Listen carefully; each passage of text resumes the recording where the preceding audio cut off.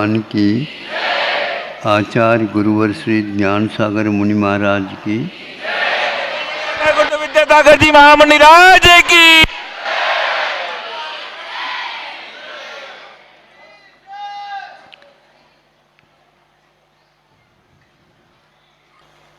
सब कुछ निश्चित होता है, किंतु कब होता है तो वह हम नहीं बता सकते। क्यों होता है हमें देखने को नहीं मिलता, किंतु आकस्मिक भी होता है। उसके लिए कोई निमंत्रण देने की आवश्यकता नहीं होती। वो क्या है? मृत्यु। हर एक व्यक्ति मृत्यु से घबराता है, लेकिन मृत्यु निश्चित है। कब बता नहीं सकते, लेकिन बता सकते आगम वह है आयु का अभाव। दीपक में तेल समाप्त हुआ, दीपक बुझ जाता है। तेल कितना है ये तो आपको ज्ञात है, लेकिन कभी कभी वह तेल एकदम समाप्त हो जाता है किसी घटना से, तो उस समय वह तेल प्रकाश न दे करके एकदम फबक जाता है। आजकल तो लाइट है, वो फबकना भी संभव नहीं, लेकिन कभी कभी वो भी फबक जाता है तो गोल हो जाती है। जीवन का बुझ जाना यह मृत्यु है। इसलिए गाड़ी स्टेशन पर आने वाली है, लेकिन कभी कभी पहले भी आ जाती है और कभी कभी विलंब से भी आती है। कभी कभी दिन के 12 बजे न आकर के रात के 12 बजे आ जाती है। भारत में ऐसा घटित होता है। मृत्यु भी इसी प्रकार होता है, लेकिन कभी आयु की वृद्धि हो करके मृत्यु नहीं होती है। ये आप लोगों को हमेशा ध्यान में रखना चाहिए।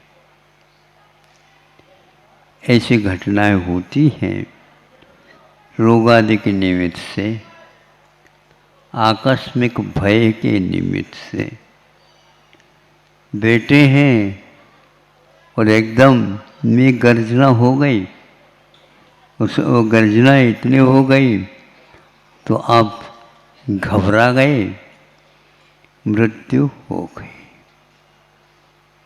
इसको आप क्या कर सकोगे बताओ? नहीं कर सकते। तो यह एक आश्चर्य है।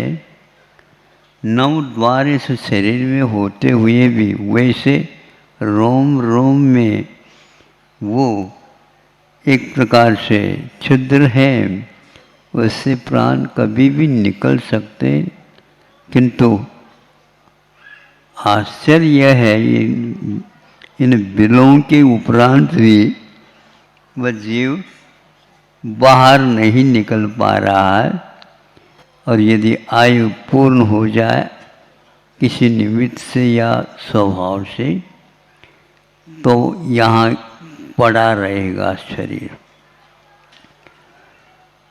इसलिए आचार्यों ने हम लोगों को कहा है,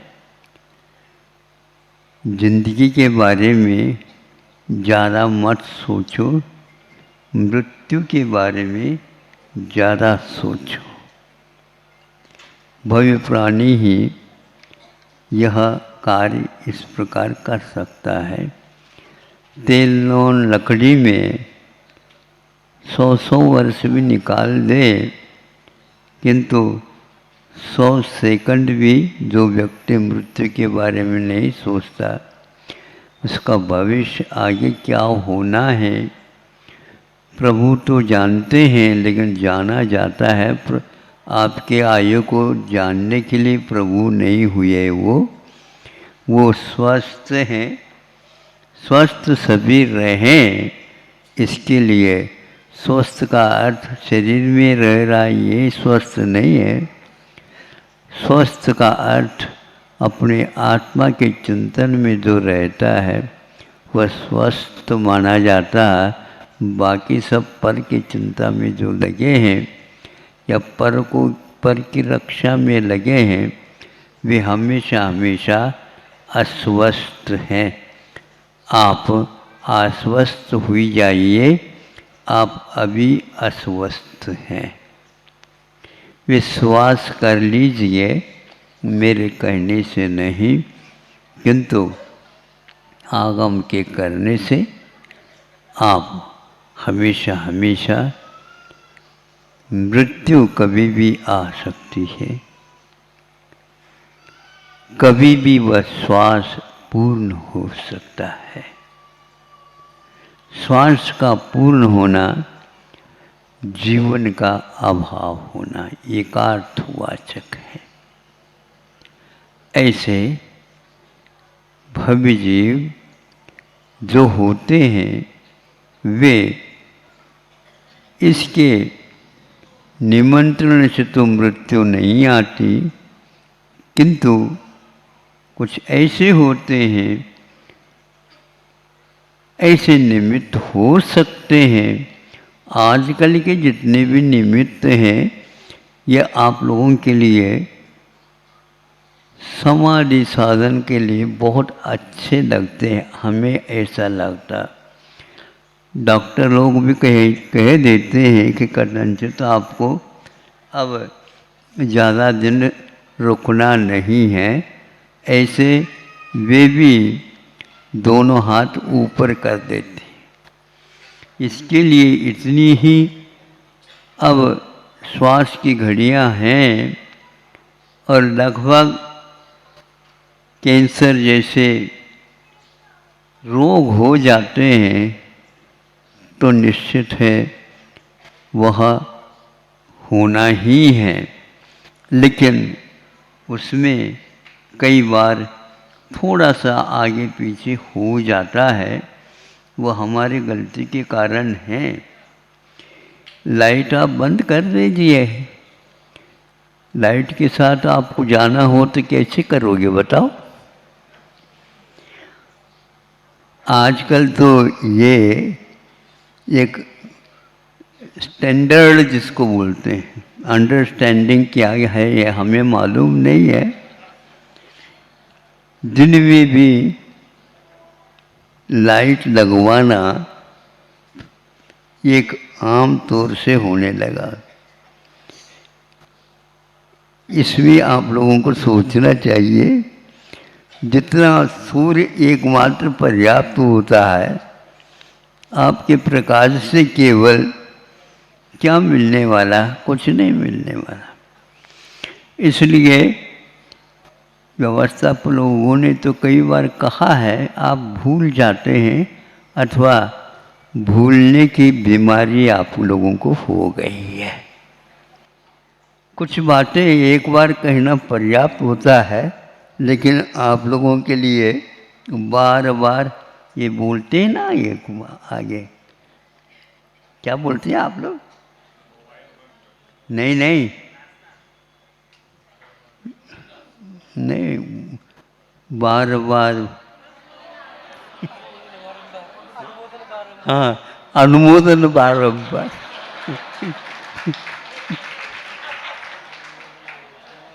ये काय के अनुमोदन है भैया, जाने की? तो ये सोचो, कोई भी अच्छा काम होता है तो ठीक है, लेकिन उसको बार बार कहना भी अच्छा नहीं। जबरदस्ती आप अनुमोदना न करवाओ। एक बार कहने से वो समझ लेते। समय मैं जो दे रहा हूँ वह बहुत है, पर्याप्त।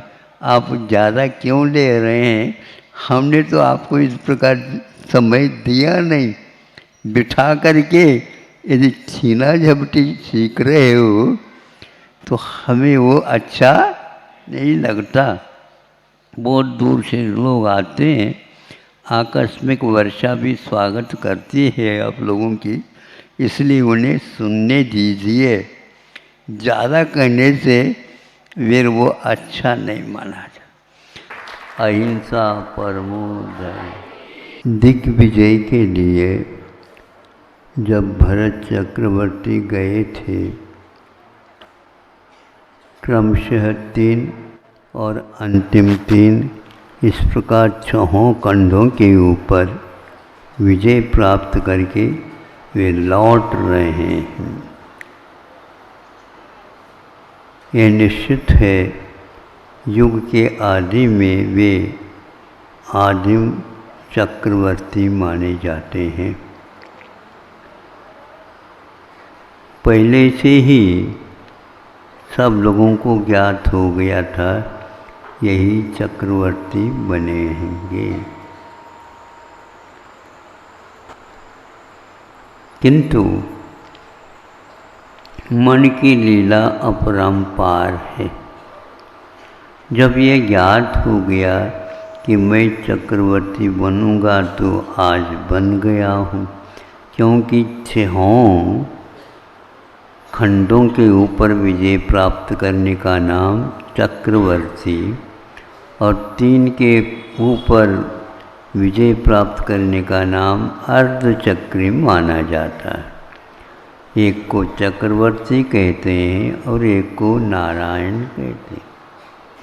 ये सब बातें याद है, ज्ञात है, किंतु कई स्थानों में इन चक्रवर्तियों के द्वारा कुछ ऐसी गलतियां भी हो गई हैं जो हम तुम व्यक्तियों के द्वारा नहीं हो सकती, क्योंकि चक्रवर्ती तो एक समय पर एक स्थान पर एक ही होता है।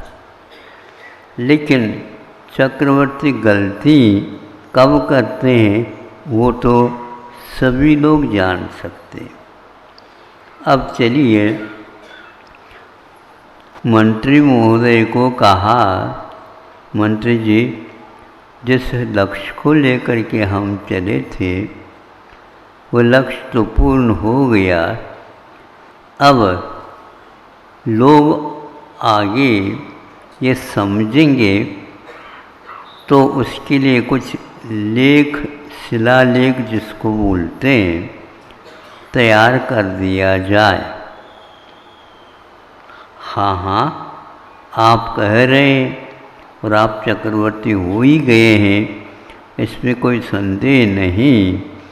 और वहाँ पर ऐसे शिलालेख उल्लेख किया जाए कि युग के आदि में ऐसे चक्रवर्ती हुए थे। ये स्पष्ट नहीं होता है कि एक ही चक्रवर्ती पहले जो होते हैं उन्हीं का नाम वहाँ पर लिखने का शिलालेख में प्रावधान है या सारे संभव है सभी आ जाएं तो अच्छा है, क्योंकि 12 चक्रवर्ती, हाँ 12 चक्रवर्ती होते तो वो भी, उनका भी नाम आना चाहिए। तो वहाँ जा कर के प्रशस्ति लेख विजयार्थ के ऊपर जो एक स्थान है उस स्थान में इनका नाम उल्लेख किया जाए और उस स्थान को देखने के लिए चले गए और व्यवस्थित करके हमें इसको लिखना है, क्योंकि चक्रवर्ती की आज्ञा है। मंत्री लोग बहुत बुद्धिमान होते हैं और बुद्धि का उपयोग वे समय समय पर करते रहते हैं, किंतु उसके बुद्धि के उपयोग करते समय वे अवश्य सब लोगों के लिए ये काम में आ जाएं, इस प्रकार उन्होंने काम किए हैं। तो चक्रवर्ती के नामोल्लेख के लिए उनके आगे पिताजी, माँ आदि आदि कुछ लिखा तो होगा, जैसे अभी प्रशस्ति पत्र में लिखा जाता है। जा कर के देखा, वहाँ पर भरत चक्रवर्ती के अकेले नाम लिखने के लिए भी स्थान नहीं था। अब इतने बड़ा पर्वत है, स्थान है, बड़ा काम हुआ है, बड़े चक्रवर्ती के द्वारा हुआ है और एक प्रकार से तीर्थंकरों के द्वारा कहा हुआ है। यही 12 होंगे, बाकी कोई नहीं होंगे। उसमें ऐसा नहीं कि कुछ पैसा दे करके टिकट खरीद लिया जाए, जैसे आजकल प्रचलन में खुल्लम खुल्ला तो नहीं है, लेकिन फिर भी वह रहस्य की बात खुल जाती है। ये कौन सा ज्ञान है? इसी का नाम है उपादेय समझने वाला ज्ञान होता है। जब चक्रवर्ती के नाम मात्र लिखने के लिए भी जगह नहीं है, अब कैसे लिखा जाए?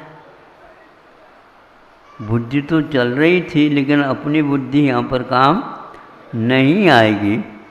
चक्रवर्ती को ये पूछा जाए, और दोनों हाथ जोड़ करके वो पूछता है, स्वामिन, हाँ क्यों, क्या काम हो गया? हाँ वही चल रहा है, सारा तैयार हो गया है, आप नामोल्लेख मात्र प्रशस्ति में लिखना है, किंतु थोड़ी आवश्यकता पड़ी, इसलिए मैं थोड़ा सा संदेह को दूर करने के लिए आया हूँ। ऐसे कौन सा संदेह हो गया तुमको? नहीं, संदेह स्पष्ट तो है, लेकिन फिर भी आपका क्या और आशय है, ये देखने के लिए मैं आया हूँ। और भी आपका आशय हो सकता न, और कोई आवश्यकता है ही नहीं, एक ही मात्र है कि वहाँ पर प्रशस्ति पत्र लिखी जाए। हाँ, लिखने के लिए तो गए थे हम, और शिल्पी वगैरह सबको तैयार हो गए हैं, किंतु क्या है? तुम्हारे लिए अधिकार दे दिया, आदेश दे दिया, करो पर विलम्ब हो रहा है। किंतु सब कुछ है, इसमें कोई संदेह नहीं, आपका वैभव अपरंपार है। किंतु पहले भी ऐसे चक्रवर्ती बहुत हुए हैं। चक्रवर्ती तो चक्रवर्ती होता है, वो इतने नामोल्लेख उसमें प्रशस्ति में लिखे गए हैं। अब स्वामिन, नए सिरे से किसी एक का नाम वहाँ पर जोड़ने के लिए जगह नहीं है। अब आप आज्ञा दो तो मैं इसी प्रकार आज्ञा का पालन करूँगा। चक्रवर्ती को वैसे पसीना नहीं आता।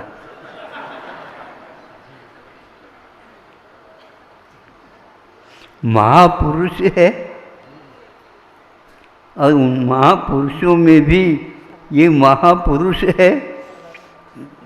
चक्रवर्ती कहलाता है तो तीर्थंकरों के सुपुत्र भी हैं।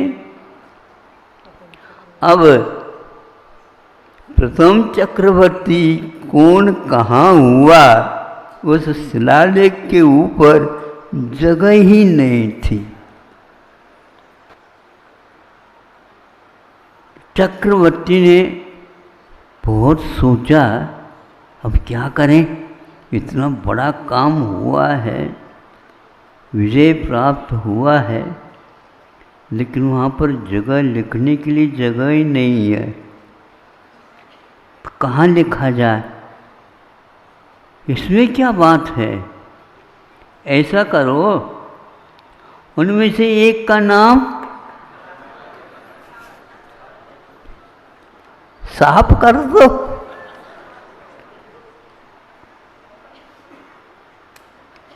फिर क्या सोचना, उनमें से एक का नाम, अब अंतिम नाम क्या पहले नाम, क्योंकि पूरा हो गई, शिलालेख लिखा हुआ है, नीचे भी जो लिखा गया है वह भी मेरे से पहले हुए है, और इन सबसे एक ये करते चले जाते हैं। सर्वप्रथम जो नाम लिखा गया है उसके बाद भी लिखे गए हैं, और सुनते हैं कि और भी नाम होंगे, तो कहाँ लिखा हुआ है। ये तो लिखने वालों की संख्या इतनी हो गई, लेकिन जब कभी भी चक्रवर्ती आया, उनकी प्रशस्ति लिखने की बात हुई, तो इसी प्रकार की समस्या आ गई होगी। कैसे भी हो, हमारे चक्रवर्ती तो हमारे चक्रवर्ती हैं, हमारे कार्यकाल में हुए हैं, ऐसा कर लो पहले वालों का नाम ही, क्योंकि काफ़ी वर्ष हो गए उनको। जीर्णोद्धार के लिए स्थान ही बनाना है, तो हम नीचे क्यों करें, यूँ देखना पड़े तब देखेंगे लोग। उन्होंने उसका नाम मिटाने का इरादा किया। दूसरे के अस्तित्व को नकारना यह तीव्र नाम कर्म के मान कर्म के उदय के बिना संभव नहीं है। महाराज इसी भाव में मुक्त होने वाले हैं, महापुरुष है, और उनको भी पसीना आ गया अपने नाम और लेख लिखते समय। उस पसीना को पहुँचने वाला भी कोई नहीं था, साहस भी नहीं था। ऐसा भी कार्य हो सकता है क्या, या ऐसे कौन सा कर्म का उदय है जो अंतर्मुहूर्त में जिन्हें संन्यास धारण करने के उपरांत केवल ज्ञान होना है, और सुनते हैं मान कषाय के अभाव के बिना वह हो नहीं सकता। अभी यही भूत जैसा बैठा हुआ है, अब इनको कब होगा, और अनंत और अनर्थ और हो गया। अपने को तो सोचना नहीं चाहिए बड़ों के बारे में, जो कुछ भी लिखा है वह जनवानी है, वो तो हमारे द्वारा लिखा हुआ नहीं, केवल ज्ञान में ही ये झलका हुआ था। सुन रहे हो? हाँ, केवल ज्ञान में। ऐसे घर में जो वैरागी कहलाते हैं, आज भी लोग कह रहे हैं उनको, लेकिन उन्हें ये भी पता नहीं है ऐसा भी उनके पास भूत था, जिसने दूसरे के नाम मिटाने के लिए अपना आदेश दे देता है। इन्होंने तो नहीं कहा ऋषभनाथ ने, लेकिन ये अवश्य कहा कोई भी चक्रवर्ती है, उसके भूत को उतारना हो तो उसके लिए ये कहना आवश्यक है। कि तुम्हारे जैसे सीनियर, आप तो जूनियर है, हाँ, आप बैचलर है, मतलब बच्चे हो। ये तो बहुत प्रौढ़ है, किंतु मैं समझ रहा हूँ इसमें कोई अंत है ही नहीं। लेकिन फिर भी यह अप्रत्याख्यानावरण, अप्रत्याख्यान का अर्थ द्वेष संयम होता है, आवरण का अर्थ होता है उस संयम को मिटाने वाला। इसीलिए वह सोचता है निकाल दो उस नाम को और हमारे नाम लिख दो और चलो, जब कभी भी दूसरा चक्रवर्ती आएगा तब तक तो यहाँ पर कोई आने का नाम ही नहीं, वो भी सोचेगा।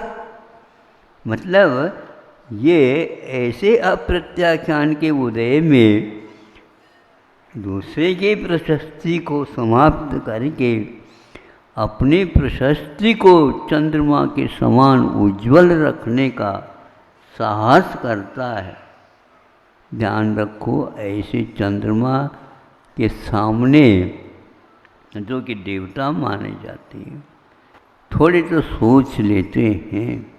जिस प्रकार चंद्रमा में दाग है, उसी प्रकार चक्रवर्तियों के इतिहास में भी अप्रत्याख्यान के शाही के द्वारा लिखा हुआ दाग है।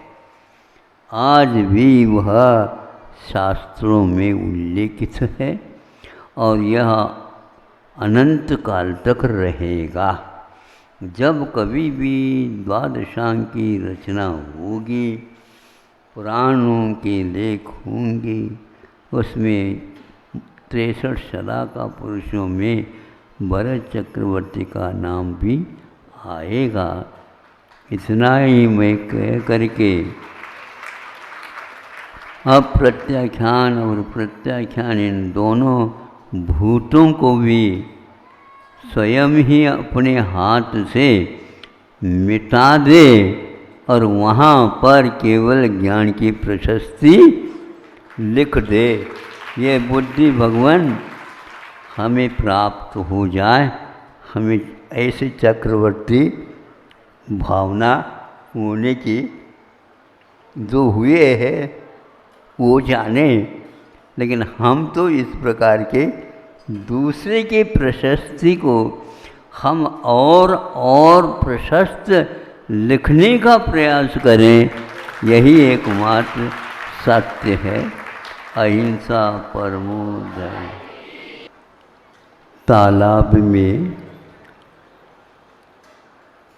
सभी तालाब में नहीं, किसी किसी तालाब में कमल खिलते हैं।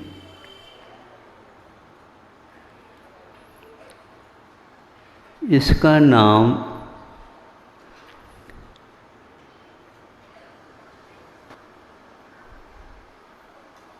पंकज भी है। समझ में नहीं आता। पंक का अर्थ होता है दलदल, कीचड़, और कमल होता है दलदल से दूर। इसके दल अपने आप में सुगंधित होते हैं और कीच में रह करके भी वह अपने आप को कीच से दूर रखता है।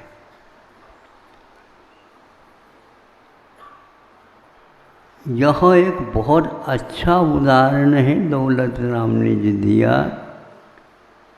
जलते भिन्न कमल है। आप लोगों ने कभी देखा है क्या? नहीं देखा हो तो किसी पुस्तक वगैरह में तो कम से कम देखा करो। तो वह कमल दलदार होता है। सहस्र दल का भी कमल हुआ करता है वह कीच में, है वह जल में।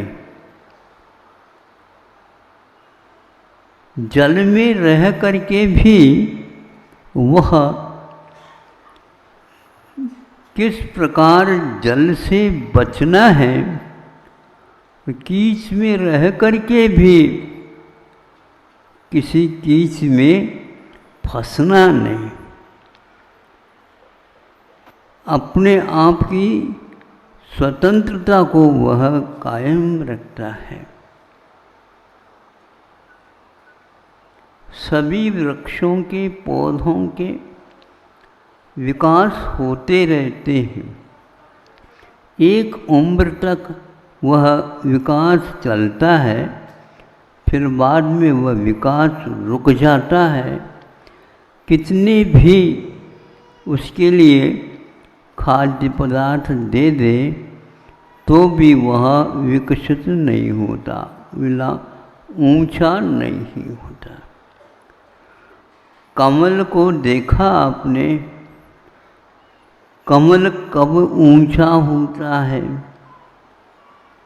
पता नहीं लगता है, और कमल कब अपने ऊंचाई को घटा देता है, इसको भी शायद आप लोगों ने नहीं देखा होगा। गुरुओं के कहने से ये ज्ञात हुआ है, मान लीजिए, मानो क्या, ये तो पक्का है, जब वह अपने नाल को ऊपर की ओर ले रखता है और कमल खिला हुआ रहता है, मूसलाधार पानी हुआ और तालाब खाली होने को था और वह लबालब भर गया।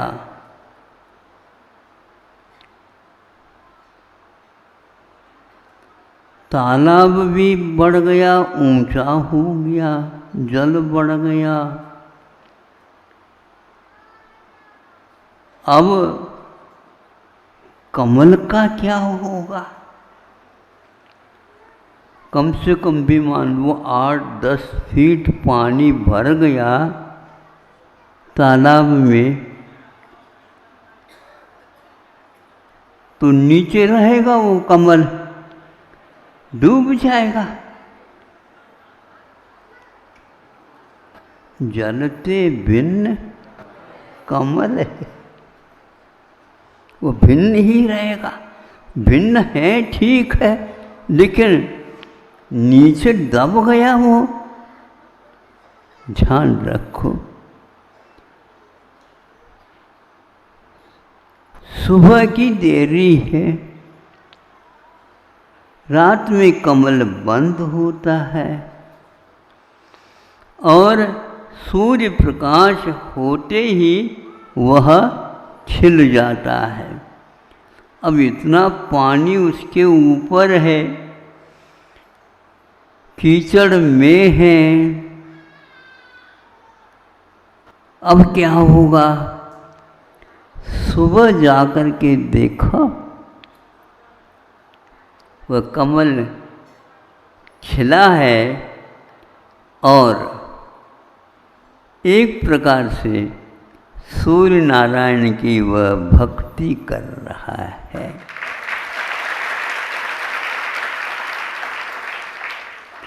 आप भी ताली बजा करके भक्ति तो करते हैं।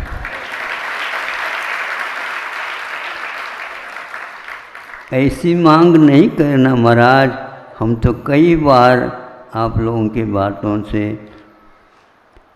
तालियां बजाई, एक आध बार हमारे बारे में भी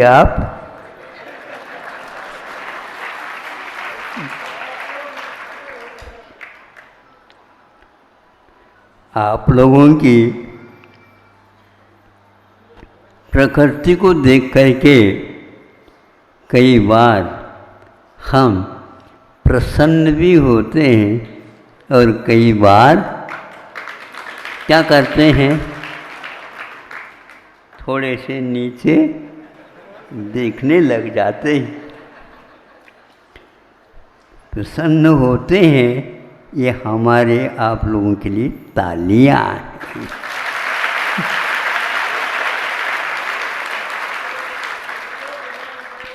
और प्रसन्न न हो करके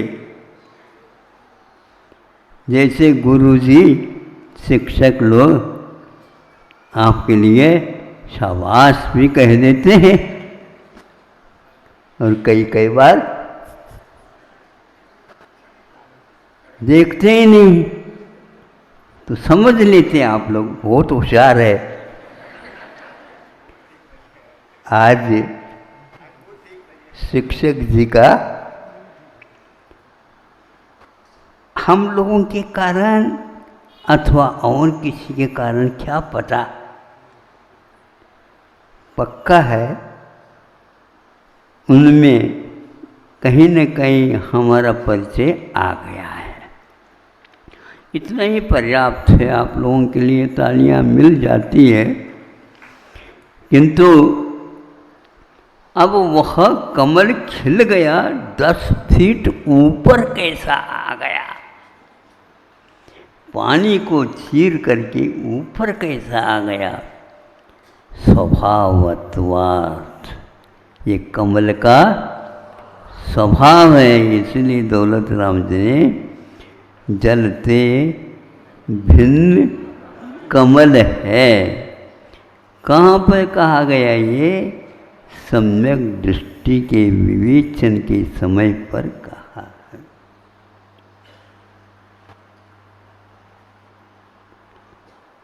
अब